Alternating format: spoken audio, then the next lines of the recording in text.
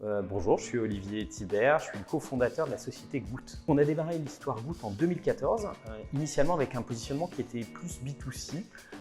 avec toujours cette volonté en fait, de connaître bien précisément la géodisponibilité d'un produit dans un marché de distribution indirecte, donc pour les cafés, hôtels, restaurants, donc le marché du CHR, qu'on appelle communément le CHR. Ce marché-là, c'est un marché qui est très peu transparent et sur lequel la connaissance de l'information est extrêmement complexe.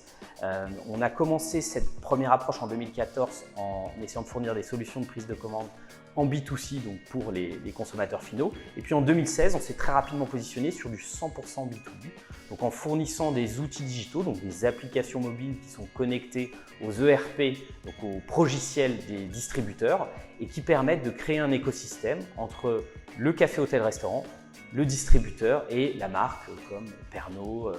Ricard, Coca-Cola ou bien d'autres.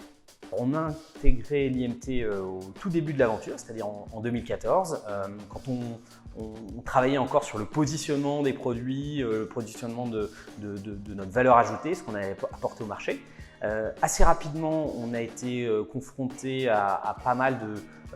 rendez-vous avec des coachs qui nous ont permis de vraiment valider le positionnement même de notre valeur ajoutée et de ce qu'on allait pouvoir apporter au marché. On a eu d'excellents échanges justement avec des entrepreneurs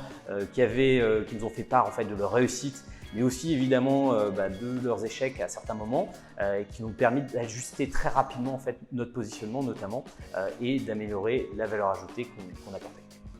Alors, conseil, c'est toujours difficile un petit peu à donner, effectivement, quand on est un peu les dans le guidon. Néanmoins, je trouve que les marchés les plus intéressants, ça reste des marchés de niche sur lesquels on peut créer un petit monopole. Donc pour un entrepreneur qui chercherait à trouver un marché, un positionnement, je lui conseillerais peut-être d'essayer de s'orienter vers un marché de préférence pas sexy, petit, mais qui lui permettent ensuite de pouvoir effectivement répliquer sur d'autres verticales et conserver en fait des aspects de monopole, mais en les dupliquant.